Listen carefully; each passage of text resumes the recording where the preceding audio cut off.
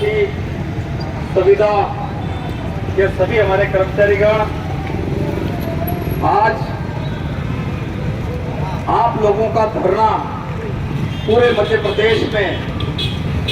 7 दिन हो गए और जैसा कि अभी मैंने यहाँ अध्यक्ष जी ने और इन्होंने बताया कि 7 दिन में मध्य प्रदेश की गूंगी बहरी भाजपा की सरकार, उसके कान पर जूं तक नहीं रहेगी और उस सरकार ने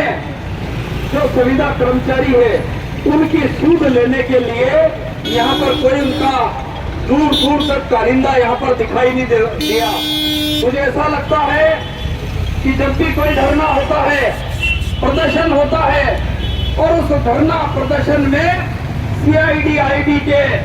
अधिकारी कहीं न कहीं छुप करके दिखाई देते हैं, लेकिन दूर दूर तक नजर डालो तो जो मंदसौर जिला, जो मध्य प्रदेश की जो धरती है, जिनके भरोसे इस देश की स्वास्थ्य व्यवस्था है, जिनके भरोसे मानव जाति है, उस के कर्मचारी, संविदा कर्मचारी 7 दिनों से आंदोलनरत है। उधर विधानसभा भोपाल में चल रही है और मध्य प्रदेश के वित्त मंत्री जो कि हमारे क्षेत्र से आते हैं, आज मल्हारगढ़ क्षेत्र के सारे कार्यकर्ता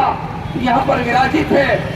मैं एक बात कहना चाहता हूँ कि जब भी माननीय मंत्री जी आते हैं क्षेत्र के दौरे पर और वो आकर के एक बात कहते हैं कि इस बार खजाने की चाबी वो शिवराज सिंह चौहान ने हमारे मध्य प्रदेश के वित्त मंत्री आदरणीय जगदीश देवड़ा जी के हाथ में दे दी है। जैसे ही वो चाबी ली और उस चाबी के बाद वो बड़ी बड़ी डींगे हाँकते हैं, हर बार भाषणों में कहते हैं चाबी मेरे पास, चाबी मेरे पास। लेकिन मुझे वो बात याद आती है कि हर बार हम देखते हैं कि एक बहू जो है शादी करके आती है घर में और जो सास होती है वो सास चाबी का छल्ला लेकर के अपनी कमर में लटका लेती है और टमक टमक करके चलती है। बहू कहती है कि माँ जी मुझे शक्कर दे दीजिए, बहू कहती है माँ जी मुझे तेल दे दीजिए, मुझे खाना पकाना है। लेकिन हमारी सास जगदीश देवड़ा के रूप में कमर में चाबी का छल्ला लटका करके पूरे क्षेत्र में घूमते जा रहे हैं। हमारी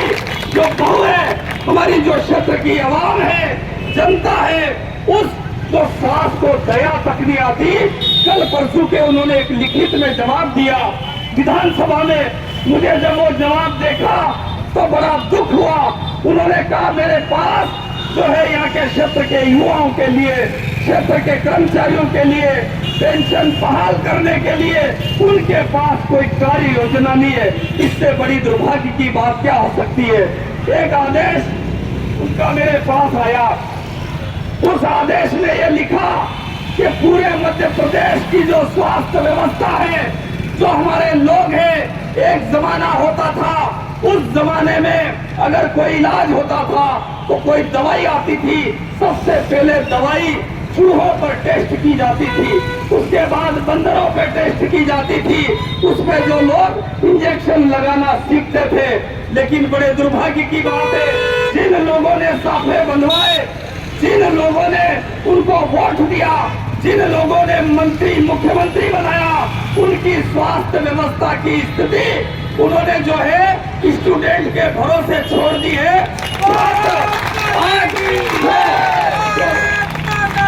क्षेत्र के जो लोग हैं वो अस्पतालों में पड़े पड़े तड़प रहे हैं, वो करा रहे हैं, उनको इंजेक्शन की जरूरत है, उनको बोतल लगाने की जरूरत है, उनको ड्रिप चलाने की जरूरत है, उनको गोली दवाई देने की जरूरत है। लेकिन वो गोली दवाई, वो जो इंजेक्शन, वो जो है छात्रों से दिलवाए जा रहे, जो चूहों और बंदरों के जो प्रयोग होते थे वो प्रयोग आज मानव जाति पे हो रहे हैं। इस मध्य प्रदेश का मुख्यमंत्री, इस मध्य प्रदेश का जो वित्त मंत्री, इस मध्य प्रदेश का जो हमारे संसदीय क्षेत्र के तथा कथित जनप्रतिनिधि जो लगातार हम देखते हैं कि कई बार जो है कथाओं में नाचते हुए मिलते हैं, जहाँ शादी ब्याह में इसको डांस करते हुए मिलते हैं, लेकिन उनको कर्मचारियों की, उनको गरीबों की, मजदूरों की, किसानों की, आम लोगों की कोई परवाह नहीं है। मुझे ऐसा लगता है कि आज आपका संगठन सैल्यूट करने के लायक है, जिन्होंने इस सरकार को, गूंगी बहरी सरकार को जगाने के लिए, इस सरकार को झकझोर करने के लिए, इस सरकार को कुंभकर्ण की नींद से उठा करके ये कहने के लिए कि ये जो संकट आ रहा है, इस संकट की तरफ ध्यान दीजिए। निश्चित रूप से आपका संगठन बधाई के पात्र है। मैं मंदसौर नीमच संसदीय क्षेत्र की आसपास की जनता से आह्वान करना चाहता हूं कि आज अगर इन कर्मचारियों की बात को नहीं सुना गया तो हमारे स्वजन, हमारे परिजन जो अस्पतालों में पड़े उनकी वही मौत हो जाएगी। और ये जितने भी लोग हैं, जितने जनप्रतिनिधि हैं, उन जनप्रतिनिधियों को कोई फर्क नहीं पड़ेगा। मैं पुनः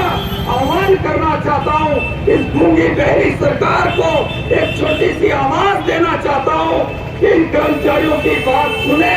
और हमारे जो यहाँ जितनी इनकी 2 मांगे हैं, उन 2 मांगों को पूरा करे। एक हमारी बहन का यहाँ पर कोरोना में जो देहांत हो गया था, जो गरीब लोगों का इलाज करते करते उनकी जो मृत्यु हो गई थी, उनका शहीद जो हेमलता राव, उनका फोटो यहाँ पर लगा हुआ है। मैं उनको विनम्र श्रद्धांजलि अर्पित करते हुए यही उम्मीद करता हूँ कि इस देश में जो हुक्मरान अपने आप को, जिसकी गेंडे की चमड़ी जैसी उनकी चमड़ी हो गई है, वो कहीं न कहीं झकझोर हो और वो इस बात को सुने और कर्मचारियों की जो मांगे हैं वो तत्काल मांगी जाए। अन्यथा वो दिन दूर नहीं, ये पूरा जिला हम सारे कर्मचारियों के साथ होंगे। धन्यवाद। जय हिंद, जय भारत।